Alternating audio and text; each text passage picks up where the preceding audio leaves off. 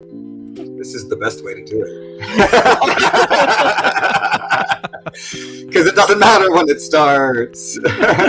You know, in the Adam West Batman, there was the Batusi dance that he did. Mm-hmm. Oh, that was like a thing. Just doing that though would live long and prosper. I was talking about that earlier when I was at physical therapy for my knee. The person who works the desk up front was talking about I was talking about being into fandoms and stuff, and she's like, I really like the old Batman, and I was like, that's great. That's a great choice for a fandom because Adam West is fantastic. So like you're doing well. Just lean into that. And she was like, she was lamenting when I was talking about Khan, she was like, oh, that sounds like I should go do something like that. And I was like, you should. It's a lot of fun. You totally should. Yeah. We recommend it. Which is what we're doing here now. Adam West was one of the first celebrities I made a point to see at a convention. So is he as wonderful as I hope he is? He was, yes. Yeah. Great. He's iconic. Love that. Well, hello, friends. We are the Lambda Quadrant. Still. Yeah, still.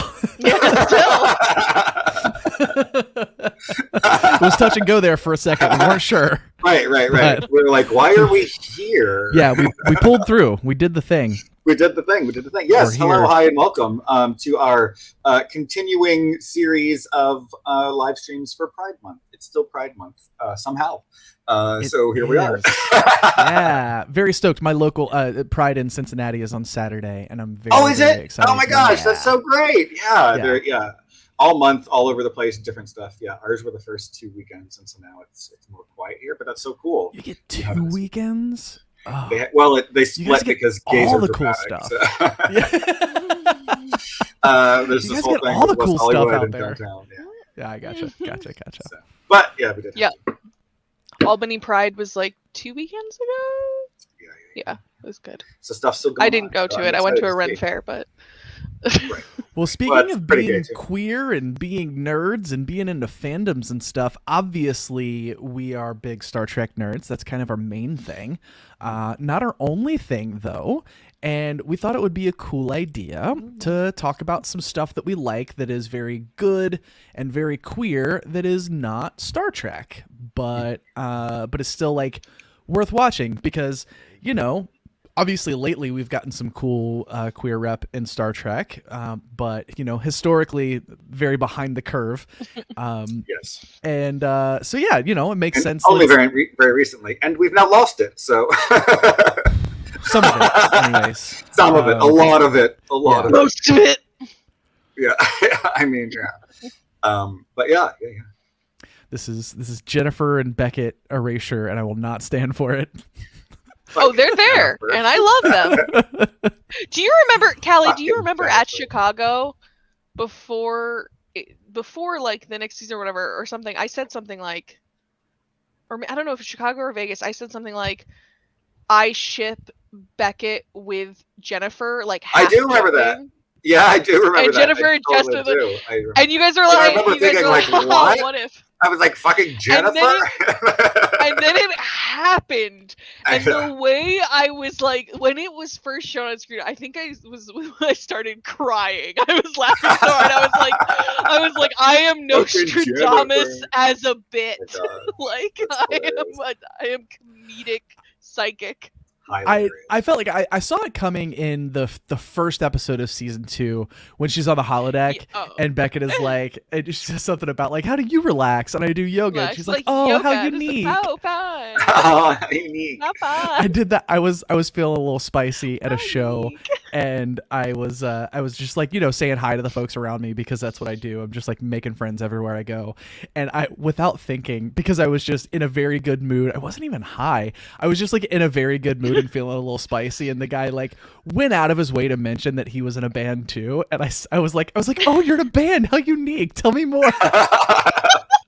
I felt like such an asshole.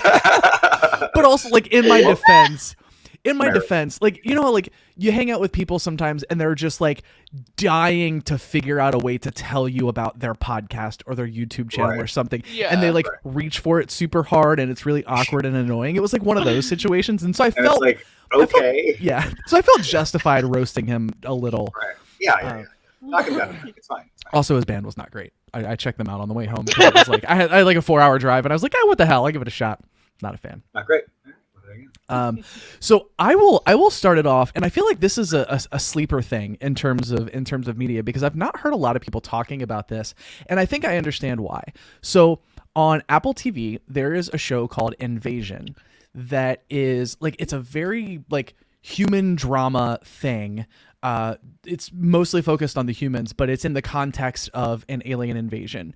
And the first couple episodes, they're not even sure that's what's happening. And it like goes back and forth between, I think, like 5 or so different points of view of people experiencing all of this, as it, you know, it starts out like, there are weird and unexplained things happening. What's going on here? All the way up to, you know, aliens are invading, and there's like destruction everywhere, and there's like refugees and all of this sort of stuff. It is very, very slow paced, which I understand is not everyone's thing. I personally really enjoy it, as long as like the character stuff is good and the dialogue is good.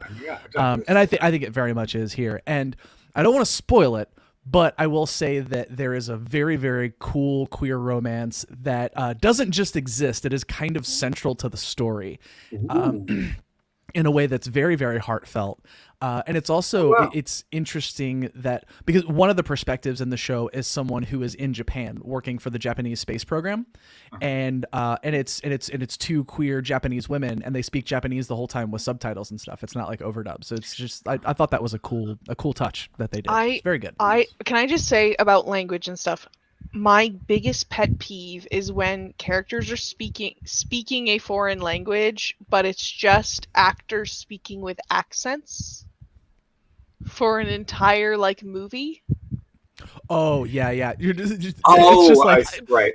We need to signal that this person is German, so you got to put on the accent. Like, Like either have them just speak with their regular accent and we, the audience, recognize that, or if they're actually like a foreign speaking actor, like have them speak the language. Because like, okay, Sense8 was beautifully queer, and there was a lot of great, and I love the Wachowski sisters. That entire show. I've actually not seen it, so I'm not sure the context. They were like in China, and everyone's speaking English. They're in Africa, in like where they should have been speaking, like I think specifically Xhosa, and everyone's speaking English. They're in Germany, and everyone's speaking English, but all with accents. And my friend showed me the pilot, and I was like, I want to love this. This is killing me. The show was still good. No, I know. That's not what I'm asking. Did everyone only speak German in the scene, or were there like only like English speaking people in the scene too? Oh, this was specifically the pilot where everyone was like speaking to other people from their country. In later scenes, they're like speaking to each other. They didn't answer the question. No, there was no one like speaking English. No, they were speaking to like other German speakers and like other, but they were all speaking. So in that case, it's like a universal translator situation where everyone just hears English because everyone's speaking German. I just couldn't though. But then they should have just been speaking it. Well, they should have just been speaking. I can read. But they were. But the universal translator fixed it for you. That's not how that works. Well, and this is the thing. Exactly how the universal translator works.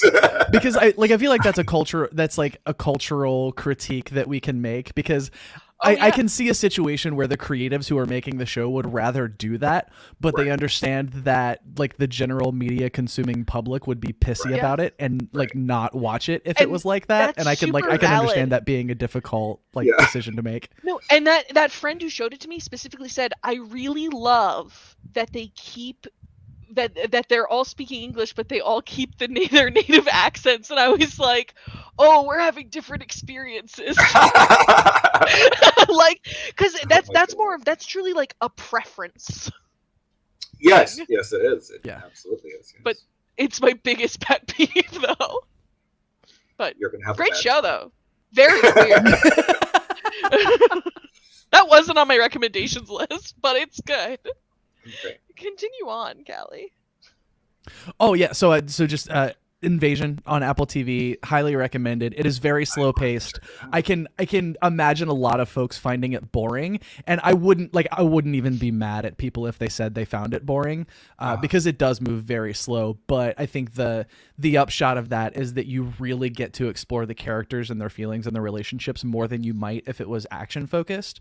Yeah, and then and the other cool thing that's like, it's not doesn't necessarily have anything to do with the queerness of it all or anything like that, but like most alien invasion stories, even the ones that are trying to be more like serious, like hard sci-fi kind of stuff, very much focus on people who are like in the government and the military dealing with the world's reaction and the world's response to this whole thing.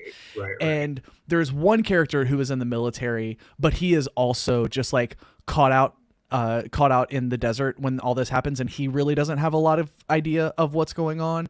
And so it's an interesting thing and adds a dimension of discomfort, because you're dealing with these people who are like essentially civilian. I mean, just like people like us that are just like living our lives with this thing happening.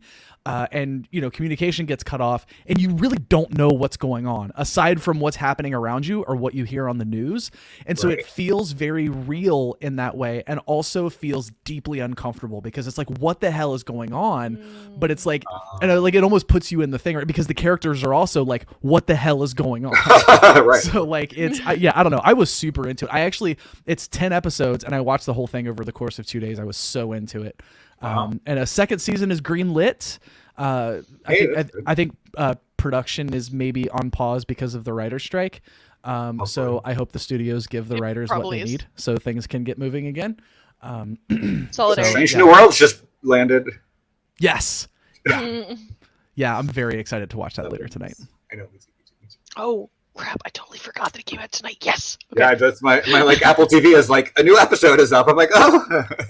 I know it's a court episode, and everyone I've seen talk about it says it's like one for the ages, like one that people are going to be talking about in the same breath as a Measure of a Man. So I'm very excited. I am wondering. Sorry, just a little Star Trek thing for a second. They kept mentioning like a lawyer that could potentially like represent Una. I don't think they said her name. Oh yeah. I guess it depends on. I guess it depends on how you define spoilers, because the fact that it's a court episode is in the trailer. It's in the trailer. So yeah. I didn't see that last time. But like, I've not seen the episode, so I couldn't spoil it if I wanted to. I'm referencing the original series and what I'm about to say. Sorry. I don't know if you like had read something and you were like, she's got a lie. I'm like, wait, what? No. There's an episode where Kirk is put up potentially for court-martial, and there's a female lawyer, and that was like a big deal even like of the time. And then there's a discussion of a female lawyer potentially changing the world. So I'm like, could it be the same character? That'd be kind of interesting. Anyway, sorry, that was just I'm specifically talking about original series. There's not a spoiler there. There's a woman, okay? All right. Ooh, there's a woman. So yeah, that's Randy. Invasion on Apple TV. Highly recommend it. Randy, what do you got? Have fun. What? Right. Oh, sorry. So mine are kind of funny, but one that I think everyone in the whole world should go watch immediately is immediately go out and see this. It's on Here TV. I don't really. I should, but here's my my screen cap from one of my lines, which I love so much. So go watch that and see exactly what that is about. It is fun. Randy was I thought if we were talking about like gay space stuff, I had to. I mean, space is so queer. I feel like that's just self-evident. Like that's you're just stating a fact about how the universe works. You're literally from the Lambda Quadrant of space. You would know. Right. I would know how gay it is. And my I thought my I did have an honorable mention. I do have a real one. This is actually a much older movie because there's nothing good that comes out anymore. It's called Beautiful Thing. It's a really, really, really good British movie from, 90s. It's really old. But it's a really cute, like, coming of age story about these two, like, kids, and they have no idea what gay even is because that's, back when all the, we didn't have the internet and stuff. So it's a really good movie. Old once again, but a really good one. It's a super sweet good story. I've watched it several times.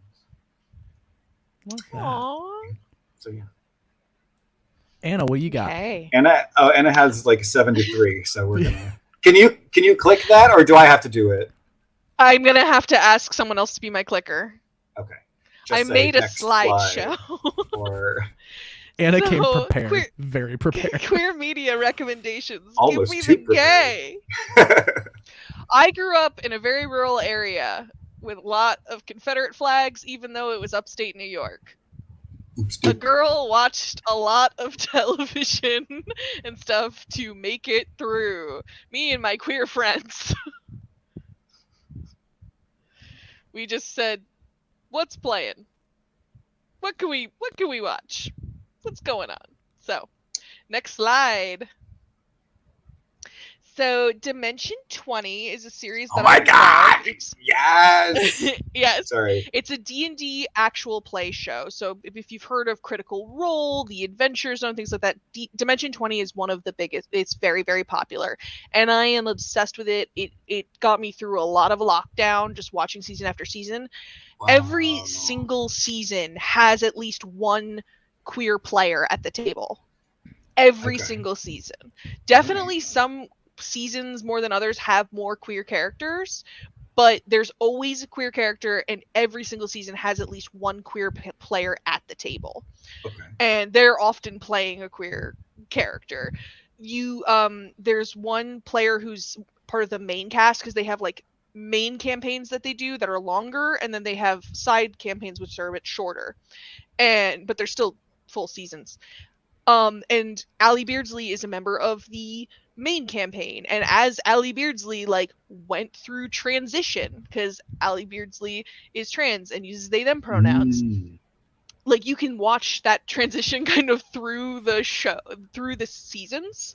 And first character that they ever play is a gay teenage girl who's raised hyper religious, but worships Helio, the corn god, because it's a fantasy high and it's like D&D high school, and then figures out that she's gay and all of that stuff, because the family's not cool with that. But also it's very comedic, because it's all comedians playing. It's very funny.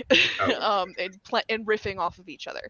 And then recently was playing Mother Goose, from Fairy Tales, but specifically as a trans man who was referred to as Mother Goose, more in a title, and was is a trans male character.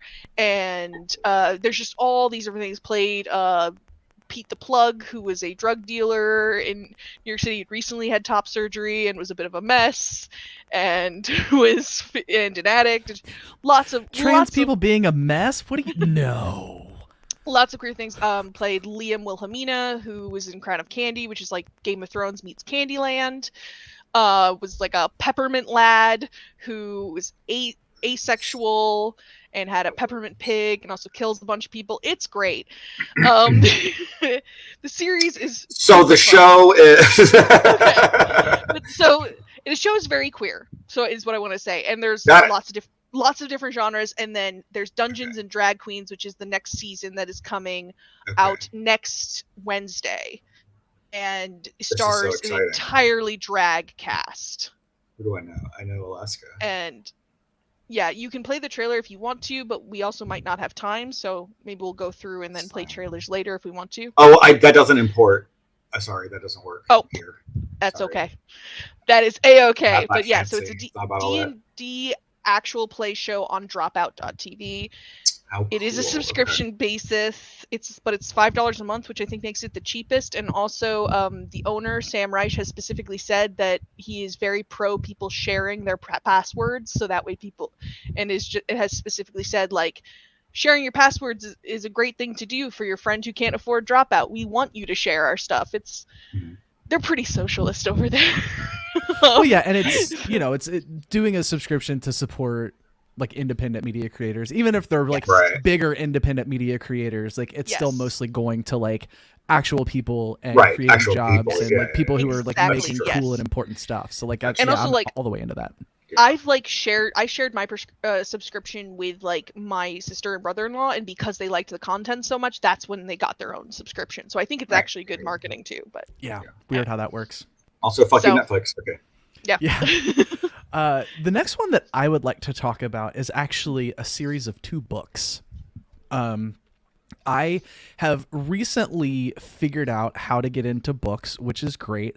I think ADHD problems have made it very difficult for me to like actually read words on a page, because it feels like I have to process the words in the page and then I have to use my imagination to create the movie to play in order to actually experience the story in a way that feels pleasurable. And that's just like more brain energy than I have most of the time. Right. I tried audiobooks. But I couldn't really focus a ton on those either. But I do another podcast called Philosophers in Space. It's sci-fi and philosophy. Wonderful. But I had to read a book series for an episode of that. And I was like going back and forth, and I like, slogged out the audiobook. And whenever I do a piece of content, I always try to do it twice. Like once so I can just like experience the story as like a fan, like taking it in, and the second time around I'm like taking notes and trying to figure out like what would be cool to talk about on a podcast episode. And so I was like running up against a deadline, and I was like, well, okay, well, I'm just going to listen to the audiobook on double speed and I'll just like power through. And turns out for that particular audiobook, the audiobook at double speed is about the speed that I read the words on a page, but because I'm hearing the words, the only work I have to do is like envisioning like the mental movie of what's happening in the book. And so it's like, holy shit, I can start devouring books now. This is wonderful. Oh, wow. So all of that's to say, I got really into, it's not a trilogy, it's a duology. I think that's the word for 2 books. The first book is called A Psalm for the Wild Built, and the second one is called A Prayer for the Crown Shy. They're by Becky Chambers, and her bag is very cozy storytelling. Sorry. So yeah, so the general premise for the book that you learn in the first couple of pages is that humans have settled somewhere on a planet that's not Earth. We don't know how they got there or why, but it's a different place than Earth. There were quasi-sentient robots that they had doing things. The robots became sentient and said, hey, we don't want to do this anymore. And instead of there like being a war, like mass destruction thing, eventually the humans were like, oh yeah, like you're sentient and you're suffering, like we don't want that to happen, so you all can just like join our society if you want. And the robots are like, no, actually, like we think we're going to go off and do our own thing. And the humans are like, great, so we have this agreement that we're not going to bother you. If you want to come back and like talk to us and hang out with us, totally cool, great, do that, you'll be greeted as friends, but we're not going to bother you. You are the ones that get to initiate contact with us. And for 200 years, there's no contact between them. And this is, it's the genre of the story is solar punk. I don't know if folks are familiar with solar punk, but the idea is essentially like, it's sci-fi, but it envisions a future where people are actually kind of living in tandem with the world around them instead of separating themselves so much from it. So there's lots of sustainable stuff, lots of solar power, lots of like using natural building materials, that kind of stuff. So the story itself follows a non-binary person called Dex. Their name is Dex, and they are at the beginning of the story. They're very struggling about what they want to do with their life, and they're like, I have this thing, and I'm miserable. So like, I want to go off and do something else, and they become what's called a T-monk. And a T-monk is essentially a clergy person that serves one of the specific gods that they believe in. And the way that they serve is they go to a town, set up a booth, listen to people's problems, and then make them tea to help them like work out whatever they're, and these people are like, kind of like celebrities in the world. Like they know all of their people, they listen to people's problems, they make them tea. It's very good and wholesome. So I won't say a ton more about the story other than that. But there's like, it's one of those stories where there's not really a ton of conflict. What it really is Dex like figuring out who they want to be and what they want their life to be about, and a really epic well, actually the synopsis of the premise of the book, if you read the description, says Dex becomes the first person to make contact with a robot in like 200 years. I'll say that. And that launches everything. Yeah, Sure. yeah. And it's about this like really wholesome, epic, beautiful friendship between these two, where they're trying to just like figure out what they want their lives to be. And and there's so much really good discussion about like how to find meaning and how to connect across like vast cultural differences. One of the things that I love so much about Star Trek is when you meet aliens who are just totally bemused by the way humans do things, right? Like stuff that we stuff that we take for granted, aliens are like, that's silly. Why do you all do that? That doesn't make any sense at all. And if you stop and think like, wow, it really doesn't make a lot of sense, you know? And like, it's a ton of that. And it's a ton of Dex, especially like recognizing that they're privileged and struggling with the fact that they even have this conflict. Like, I have everything I want. Why do I even have the right to struggle with this stuff? Right. And the answer is yes. Of course. But I feel like, you know, like I feel like that's a problem a lot of us have rolled over at least a couple of times in our life, you know. And so it's just wonderful. It's not like the stakes are very deeply personal. They're not huge. It's just like figuring life out. Also, both books, important to note, are pretty quick reads. I think the audiobook version of Psalm is like 4 hours in total. So like, you know, not like zero time commitment, but in terms of like a grand novel. Yeah. I've had much longer. Yeah. So it just like cannot recommend those two books enough. The like absolutely like laugh out loud, like belly laugh. Oh my God, that's hilarious. And also like weeping like a child because of the like profundity. I don't know what the right word is. But of like the things that they kind of uncover and figure out in their respective journeys. So yeah, just, oh my God, I cannot recommend those books enough. Wow. I'm obsessed. I've listened through to the audiobook version of both books probably 5 or 6 times at this point. Wow. How cool. Awesome. Right. Good stuff. Can you put the name of the books in the chat? Ooh, yes. Absolutely. Will do. Yeah. I will do that while someone else talks about another thing. Are you ready for the next thing? Okay, so this is actually a music video that I have as a recommendation. I've got a bunch of queer different types of content in here. So Kesha has a song called I Need a Woman to Love, and her music video is literally a gay wedding that she officiated. Oh, cool.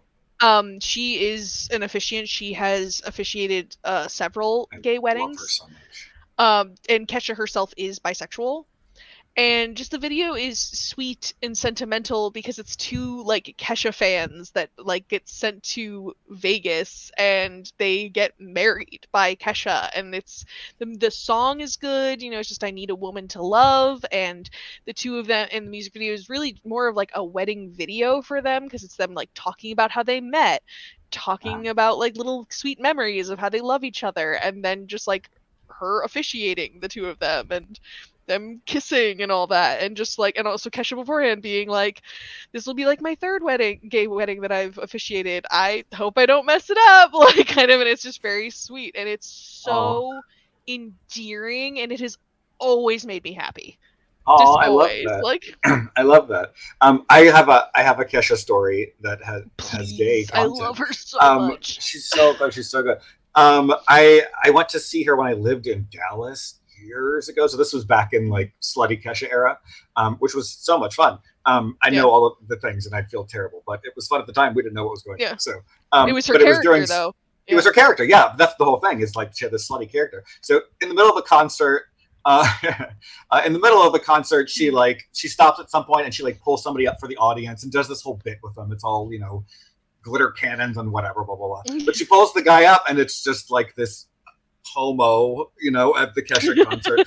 And I can't, like, she asked him something and he caught her off guard and like he like started crying and like whatever. Aww. And she completely broke character. She's like, oh my God, sweetheart. And so she's just like hugs him. Aww. And then she pulls back and like you can see her realize where she is. She's like, get the fuck off my stage. And then she just like It was the most amazing, and he loved it. Of course, obviously. Yes. But she completely broke character and was like felt so bad for this little gay boy that was there to see her. I love you so much. You're very cute, but I'm working. Get off my stage. Yes, she realized immediately. She's like, "Oh shit!" But it was the most adorable thing, and I have loved her ever since. Yeah. I got tickets to see her in November for the Gag Order tour, and I'm really excited. Oh, fun! Yeah, I saw her last time she was here. I love her so much. Yes. But yeah, I've got another rec, or if someone else wants to go. Oh yeah, go for it. Okay, because I've got so many. All right. Yeah, I've definitely got one for after this. But oh yes. Yeah, which Callie and I did discuss. Oh, so okay. This is a series on Netflix.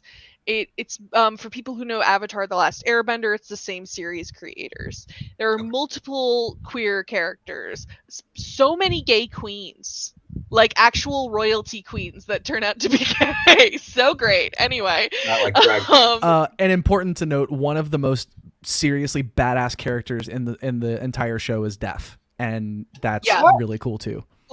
All of her lines, they animated her doing ASL. Yep. Wow.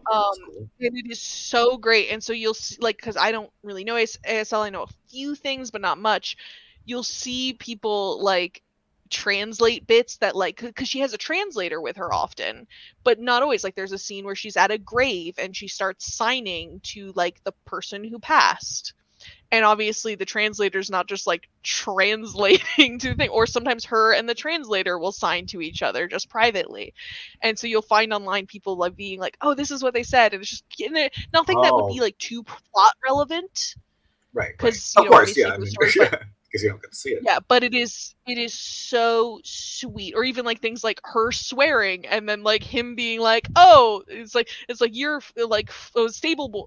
Someone call a stable boy. You're I detect a large,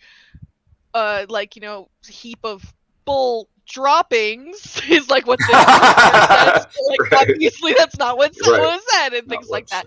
She's a wonderful character, queer, and it's child appropriate content. Like it is, so it's very good. Like as an adult, I think it's wonderful, but kids can watch it too, which is wonderful. And I put this picture of Terry, who's one of the latest characters in one of the latest seasons, who is a trans character.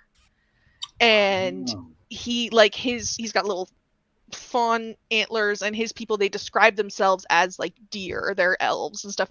And the way he describes it is he says like, people always thought I was a doe, but I knew I was a buck.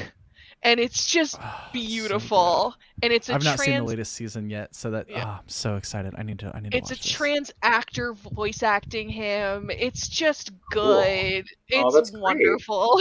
And just wonderful. Just good stuff. I love it. Wow, yeah, I have to check these out. I haven't seen these myself. It's fun.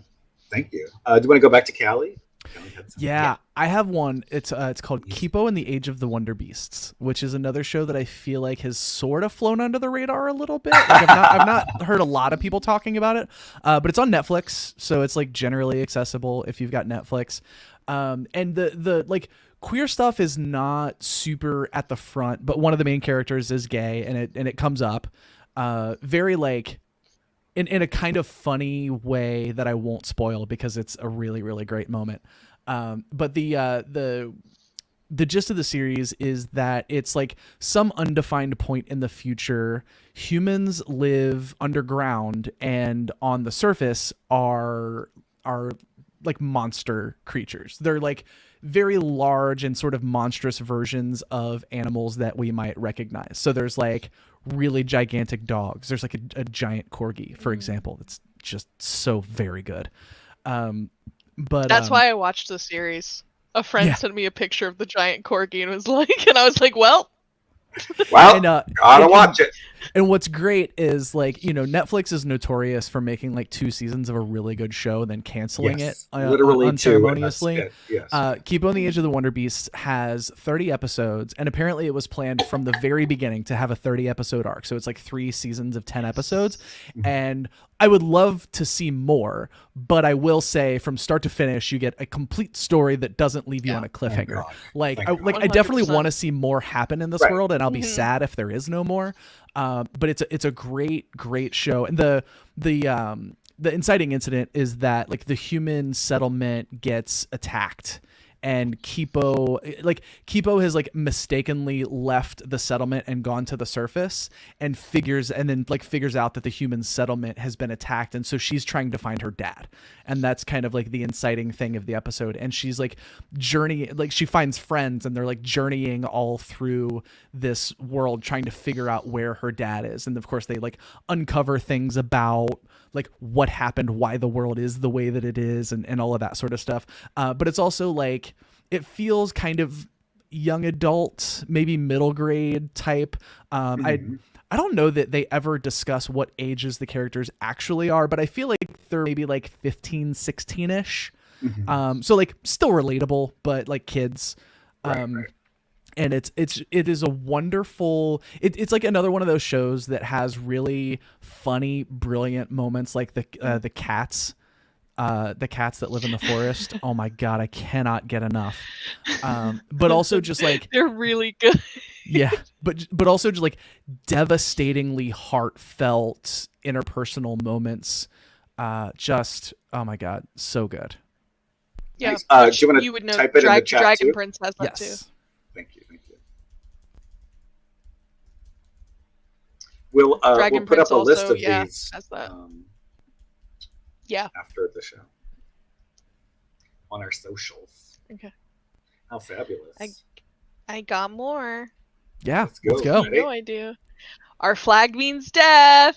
I was just enough of a like nerd about pirates that I still thought that they were making a comedy about Stede Bonnet, and I was like, yes, I know exactly who that is, and it's about damn time. And my sister and I were like, yes, that's hilarious. And then was happily surprised by how gay it got. So many queer pirates. I'll try not to spoil things, but there's just a lot. It's a lot of gay pirates. But I specifically wanted to talk about this non-binary pirate, Jim, who is played by a non-binary actor, Vico Ortiz. And it's kind of a spoiler that Jim's non-binary, but like it's really obvious because in the first episode it's like, oh look, is this character cross-dressing? Or like, no, and then it's like, no, keep calling me. It's like, no, keep calling me Jim. I'm Jim. Just like, don't worry about it. Like, stop trying to figure out what pronouns to use for me. Like, I'm Jim, okay? Like, it doesn't matter. And it is a high farce comedy. It's a series on Hulu. Like, it is, when I say high farce, like, it's not historical. Like, yeah, it's hilarious. It's hysterical. Yeah, it's right there. It's right there, and it's right there. Great word. Well done. Yeah, just there are multiple queer characters on a boat, which is actually accurate to pirates because a lot of gay people pirates are on boats. Pirates. Oh, I was like, pirates were definitely on boats. Yes, that's definitely true. It's historically accurate, and that the pirates were on the boat. They were like on boats. Like, I don't know how many there was. Like they lived on the boat. No, but like a lot of gay people became pirates because gotcha. why you are an outcast from society. Like, so support that so much. Yeah. So it was just. It's Is that where Stardust comes from? Oh, that's what I'm gonna put. Shakespeare. Right? Yeah, Shakespeare. We knew. Yeah, God, that's so good. Okay, yeah. Okay, yeah. So that's our flag. Can we count that as queer media? I don't know. Right? It's a little weird. Well, yeah, because he was at the very least a cross-dresser.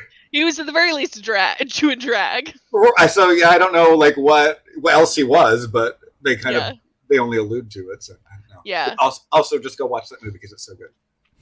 Yeah, the book's good too. Neil Gaiman does some good stuff. I feel like a bad queer because I feel like all of my queer friends love Our Flag Means Death, and I don't have anything bad to say about it. But like, I watched a couple of episodes and I was just like, it's not doing it for me. I remember you messaged me and you were like, it's just not doing it for me. And I was like, I respect you and I love you. You are wrong, but that's okay. You can be wrong. You're allowed to be wrong. You're allowed to be wrong. You're allowed to be wrong. Like, no, but like, media is subjective. Actually, I tried to make a point to put in like a variety of things in here. That's why I was like a music video. Yeah, but they're all gay. Just kidding. Well, that's the point. I know, that's the joke. Yeah, that's true. What's a joke? I'm going to make a t-shirt that says, that's the point, that's the joke. That's the point. That's the Perfect. joke. Perfect. More? Do you have more for us? I've got more. Oh, Callie, we go back to Callie. Anna's got some for days. Go. I have. Days. So this one is less directly queer, but it has a queer storyline that took me apart from the inside out, stomped me into a fine powder, and snorted me. It was. Oh my God, no! Although that is one. Oh, but we got to put that in there because the show that I am talking about is Ted Lasso. Oh, I still haven't done it. And the gay storyline doesn't happen until a little bit later on in the show. I think it's a wonderful show for many reasons. I'm a little offended that people saw it and didn't immediately tell me that Ted Lasso is me. Because Ted Lasso is exactly the kind of person that I aspire to be. Just like very earnest and unafraid to be like earnest and silly and it's an outstanding show. There's like 2 or 3 episodes where I'm like, you kind of lost it a little bit, but almost the entire series is just incredible from start to finish. And if I said too much about the gay storyline, it would probably get into spoiler territory. But is it gay? It is extraordinary. Is the gay storyline gay? Great. It is extraordinarily gay. So that's all I need to hear. Pitch this for gay people who don't like sports ball. Yeah, I was gonna say. Yeah, so this is the interesting thing about. Because on the surface, I just keep seeing sports ball. Correct. And that's actually the reason why I didn't watch it at first, because I'm an athlete, right? Like I play roller derby. So like it's not that I don't like sports, but normally sports shows are just not my thing. This show is very little about the football. Like obviously there's football in it, but it is a show about fathers and like having dad issues, and the way that you can motivate people and help people through challenges and stuff and like help them. Like essentially Ted Lasso is a character that spends his entire time trying to bring out the best in everyone around him, and sometimes hiding his own struggles in the process, but that's like part of his journey too. And it is like I don't know if you can hear, I'm like getting choked up thinking about it. Because it legitimately, he does exactly the same kind of stuff that I do. Because I spent a lot of time in my life being afraid to be as just like earnest as I want to be, to just be kind and honest and silly. And like one of the things, this is not a spoiler, but like Ted introduces someone to someone else and he looks at him and he goes, "Congratulations, y'all just met a cool person." Aww. That is you. Right. That is you, Callie. It's so me. I think that's like literally something you said. Yeah. And he's got a story for everything, and just endlessly encouraging and willing to kind of meet people where they are and give people the benefit of the doubt in a way that like I think maybe sometimes he goes a little too far on the like this person is awful but I'm gonna love them anyway thing. Like I think it's important to do that where and when you can, but obviously there's a line. Sure, yeah.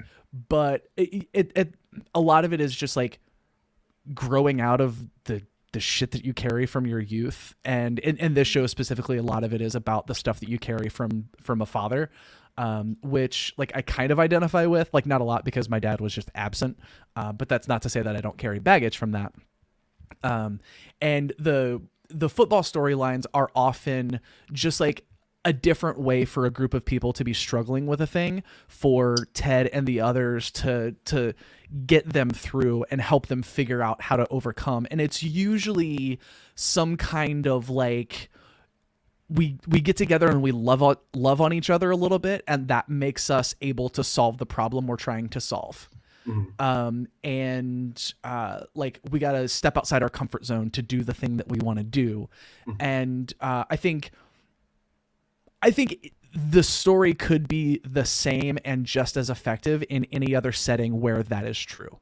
If there's like a group of people trying to accomplish a task of some kind, like you could put that story in any setting. Right. And the football, I don't feel like is actually the necessary part of it. So it's Star Trek. Okay. I mean, kind of. I'm just saying, like, Star Trek has a lot. No, but Star Trek does have I think when it's best, it is like, look at all these different people coming together to solve a problem.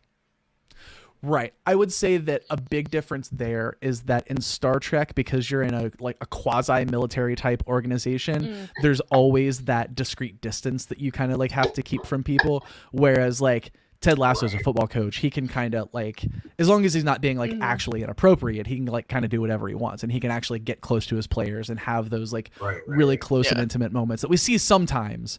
But obviously like sometimes they have to turn it off.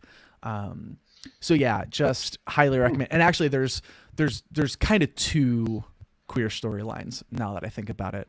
Neither of them are close to the beginning, but I cannot recommend that show enough. It is devastatingly good. Wow. Okay. Awesome.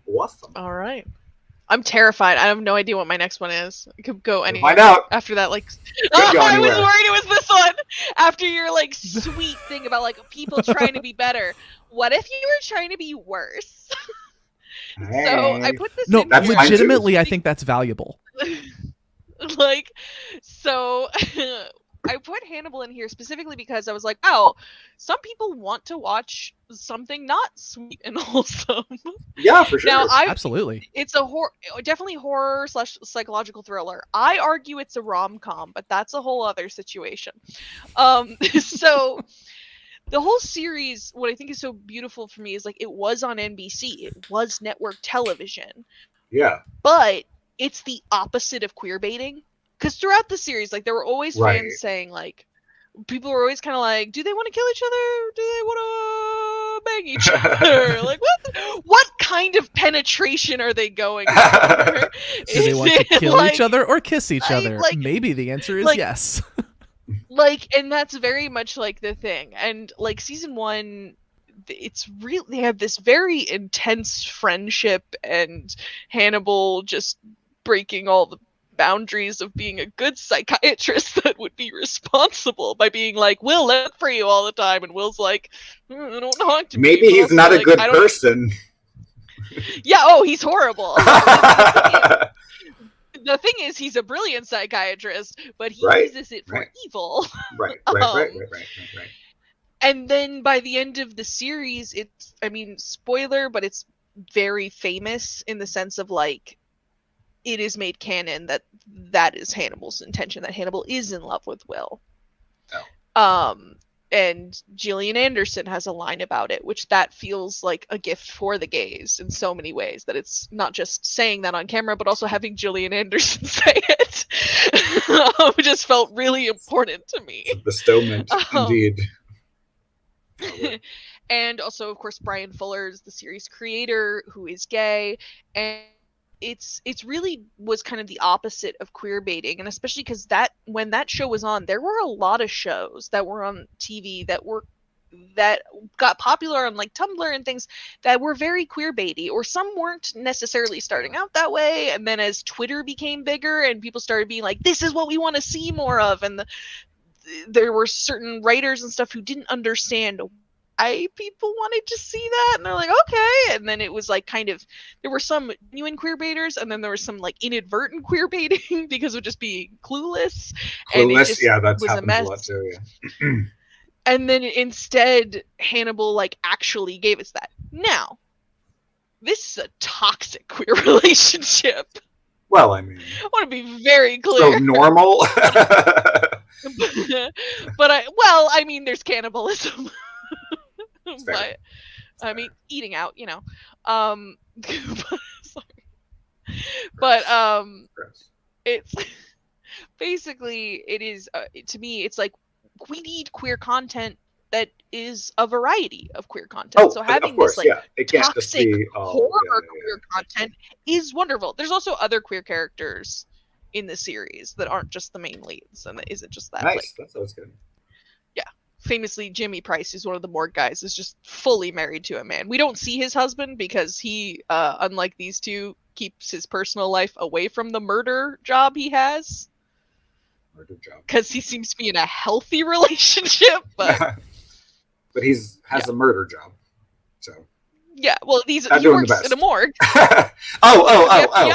I don't know. I haven't seen the show. You sound like he's in on it, so I don't know. Okay, but he's doing a good thing. Oh, gotcha. It's a bunch of. The other reason that when you say murder job, comedy, it sounds like it. Right. My mind went to a bad place when you said murder job. So that's on me. Well, no. In fairness, Randy, my mind went the same place. So if you are wrong, we are wrong together at least. Great. You meant murder job in a good way. Yes. Like the first time I watched it, it was stressful horror, psychological thriller. Now I've rewatched it a million times. It's my comfort show, and I find it so funny. Because half of it is like, wow, the FBI's greatest minds, and then Hannibal Lecter just sitting there being like,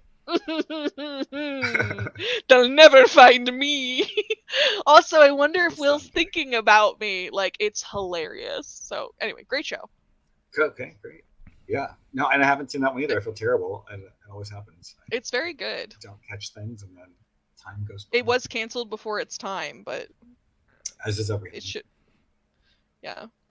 Yeah, I think it's actually like not just a good thing, but actually very important to have queer characters with like breadth and depth that sometimes do like evil things and are bad people, because like that is real life. That is the way it actually works out, and I think it is not only good but like deeply important. I agree. So I have one like very explicitly queer show and a couple of honorable mentions that like as we run up a time, I want to get in a couple of honorable mentions that are like not explicitly queer shows but deal with queerness in a way that I think is cool. So the first one that I feel like is important to shout out, and it's not even something groundbreaking that anyone is going to be surprised by, but I could not do this without mentioning Steven Universe, because I just love Steven Universe so much. Like, there is so much queerness. You said you're gay, Callie. We know you love. Yeah, right. I know. This is my. You can see my ruby tattoo that I have to make. Like I am a ruby. That is just facts.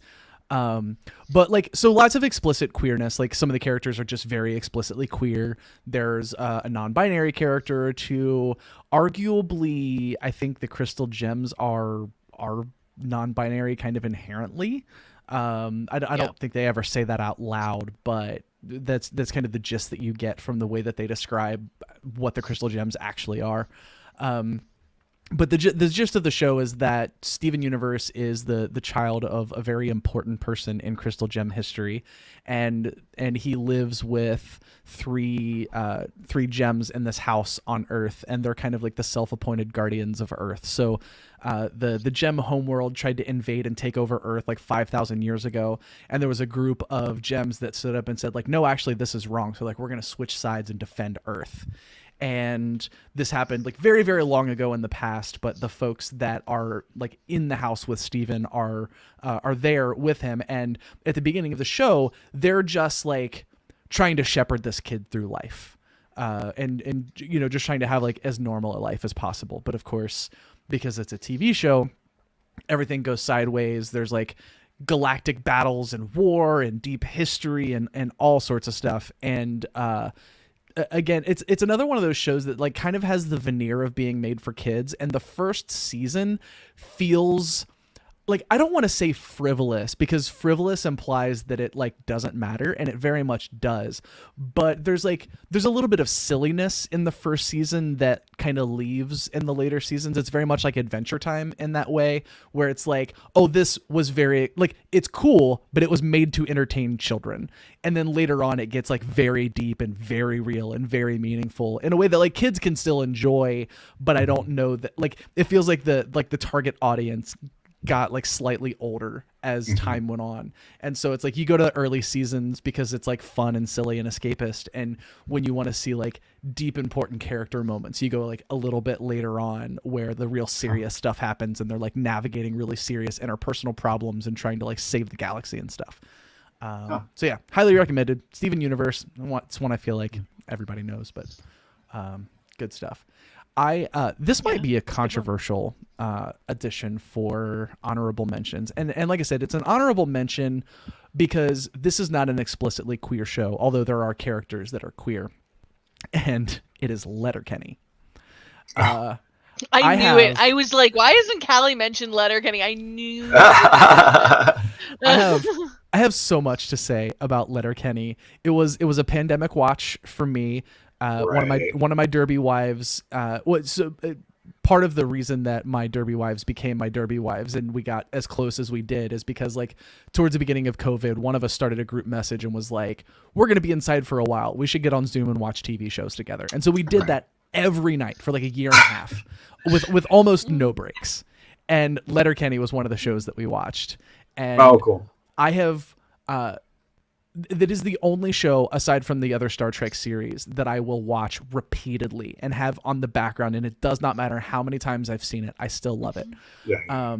So for folks who aren't familiar, it is a series about a town in rural Canada and the weirdness that happens between all of the different social groups. There's the hockey players, the skids, which are like the goth kids, and then there's the hicks, so like the farmers, like the country folk, and then there's a group of Christians, and it's very absurdist. There's also comedy. the natives. Yes, the natives as well. And the natives are kind of like, some of them are like their own thing and some of them are interspersed in the other social groups. It's interesting. And like, I don't know enough about the nuances of those politics in Canada to speak definitively, but if memory serves, Letterkenny has actually won awards for its depiction of Indigenous culture. Wow. Because it's something they like take very, very serious care to make sure that they get right. Oh, that's great. Which is cool. And it is an absurdist comedy. It is extraordinarily silly. Also deeply heartfelt in some ways. But it feels like so many of the characters are queer. Like Katie, the main woman on the show, is definitely queer, like explicitly queer. Gail is queer, and all of the other characters, they find very funny ways to show that like, these are people who grew up in a rural town, probably have not gotten around much, and just don't know a ton about the world around them. But like, they still think homophobia is bad. Great, yeah. That's what, because I've seen clips because you sent them to me, and that's why it's so jarring. Because like when you see the people and hear them, you're like, oh God, how uncomfortable this can be. And they're the most progressive thinking people you've ever seen in your life. I was like, oh, okay, great, okay, I'm in. So yeah. The clip that convinced me to watch it was the one where he's just like, it's called milking the prostate. Oh yeah. Well, and that's the part lost that, like, it.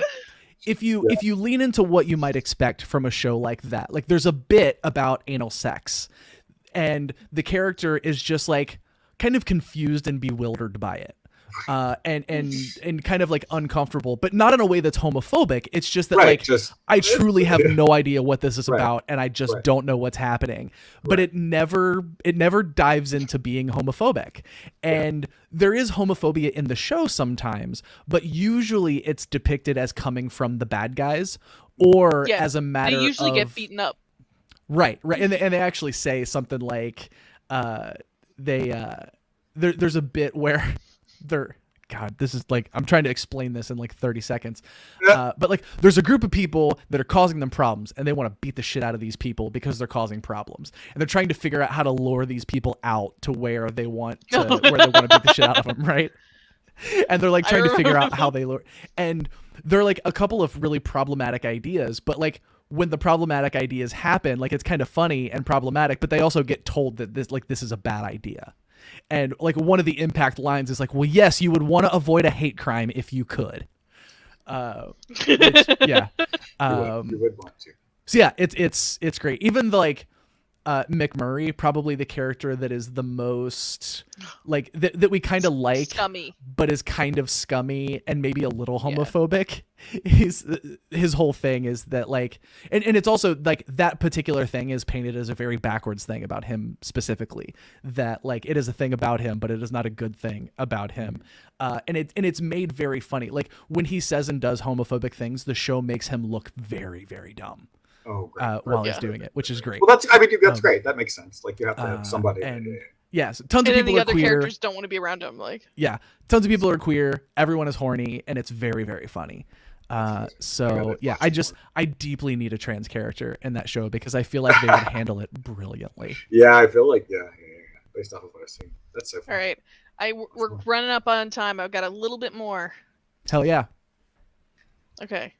Queer for Fear. For those of you who like docuseries, this is on Shudder. There's Alaska right there, the drag queen. And it is specifically, they have a bunch of queer people talking about queer interpretations of classic horror and like being the other, and why has this made many queer people go towards horror and stuff. And also they discuss the history of queer people involved in horror, like directors and like the original director for I think the original like Frankenstein and things like that was a queer man who ended up unfortunately completing suicide, and like had this note, and they have Hugh Dancy from Hannibal reading it, and it's just, and Brian Fuller was an executive producer on this, and it's a beautiful series. They have Anthony Perkins' son talking about how, you know, he knows that his father was in the closet gay man, and like, and how how he thinks Norman Bates, like in this like element of that Norman Bates like dressed in women's clothing and certain things, how there was an element of his father maybe being afraid that character was a little too close to revealing the secret of himself, and all these other things. It's really a great docuseries. It's why I got a Shudder subscription, because I'm a baby when it comes to horror, but I've watched that so many times. It's so good. Nice. Okay. And then I've got just like, I think one. Oh, I put Discovery in here because it's really good. Of course, yes, it's really good. And we're very, no Star I Trek. put that in. Us. I put that in sci-fi / religion because it is. Anyway, so Brimstone and Roses is a web comic on Webtoon, which is an app and website. This is a woman B who she is going to a gay wedding. Her sister is a lesbian getting married to a woman, and she doesn't have a date to the wedding, but she knows her ex is going to be there with a date. So she does whatever any sane person does and summons a demon from hell to be her date, obviously, and sells her soul. Because what else? What else? Because it would be horrible if she saw her ex-girlfriend, and so like the main character, she is bi, and then she summons this demon whose name is literally like Lazarus, and it's later revealed that he is demisexual, and they end up kind of becoming friends, and it's a really good, it's funny, but it's got drama, and there's a lot of queer people in this series, and it's really beautiful. Fabulous. So yeah, literally starts with gay wedding. So.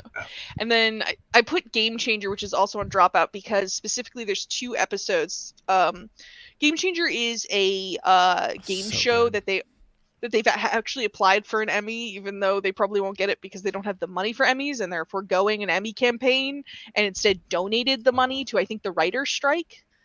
So good. And love that. And then just like posted on Twitter and was like, "Hey guys, if you can spread the word."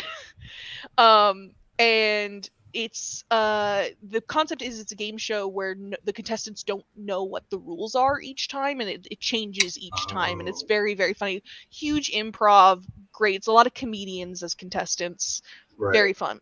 There's one episode called Don't Cry, which I won't spoil it, but it's basically, it's like 3 people, and it's like, hey, the rule is don't cry, and we're going to show you things, and you guys are all 3 people who are known to cry for stuff, for like sentimental reasons, like watching the first few, the beginning of Up is one of the things they have to do. Oh god. Yeah. And like, but it ends up being kind of a twist of being a really sweet thing that they do for one of the people who's brought on there, who is a bi woman who had to cancel her wedding because of COVID. And so it ends up being very, very touching. And then they did a 2-parter called The Bachelor, which was a parody of The Bachelor, where they used Grant, who's the person in the center there, who is a bi man. And they had multiple contestants. They had men, women, non-binary people as contestants, and also like he didn't know he was about to be the Bachelor going into this. Oh wow! And so good. And also they kind of it. roast him at the same time of like having like his mom come on, and she's just like, he's really bad with money, or who's good with money, and stuff. And like, and she's just like, he's got a lot of college debt, and like, oh my God. and it's more like a realistic Bachelor of like, hey, let's like actually talk about who the Bachelor is as a person. And it's really fun. They talk about polyamory, they talk about sex positivity, because one of the contestants is a active sex worker, and he's not judgmental of that, and all these different things. And like, one person's in their 20s, and whereas in the regular Bachelor that would probably have served that person well, in this version it's like, wow, you're a little too young for me. Like, and it's just like, Perfect. It's very sweet. I really, really love it, so I really recommend it. And you can watch a lot of these clips on YouTube if you decide, okay, maybe I will get a Dropout subscription at least for a month or something. Yeah, somebody showed me the murder mystery episode of Game Changer, and I just, oh my God, it was so good. God, it was so good. Good stuff. All right, kids. Good job. Well done. I think we gave people a lot of things to digest and go watch and talk about. It's not Star Trek. Or that is some Star Trek. Or that is little Star Trek. Like, or you could just watch Star Trek again too. Like, you could just watch Star Trek again. You can also watch Star Trek again. You can just do it. Always. And you probably will anyway, so. some queer stuff, and also like I love Drag Race, but I feel like whenever people are like, "What's a queer show?" They're like, Drag Race, and it's like, okay, but what else? And like, everyone knows about that one. Yeah, and like, so it's. I hope that we gave you guys some good suggestions. Wow. Yes, Unpunded is also talking about Game Changer. There's a lot of good Game Changer, and a lot of that has queerness, because there's a lot of queer contestants on that show. But yes. Oh, Drag Me to Dinner. That one's actually fun. It's like, it's not what you think it is. But I have been watching it. I've heard it's very fun. It's fun. It's not a cooking show. Yeah. It's a like variety show. I've heard it looks like a cooking show. Like, they're not, like, there's no way they're actually cooking these things. They just put, I think what they do is put them in the kitchen with the ingredients and just tell them to riff. And then someone else makes the food and brings it. Like, I think that's what they're doing, because there's no way that they can actually do it. So they're like throwing shit all over the place. They're like breaking the like lamp. It's hilarious. It's just hilarious.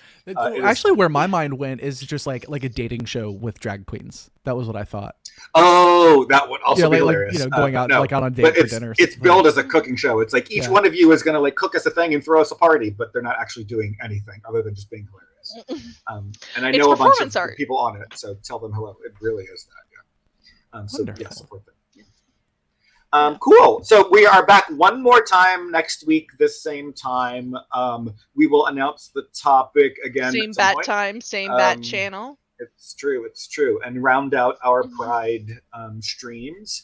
Don't forget, we will be in Las Vegas at STOV this year. Come by the booth, get some crazy stuff, say hello, do the things. We would love to see you and talk to you.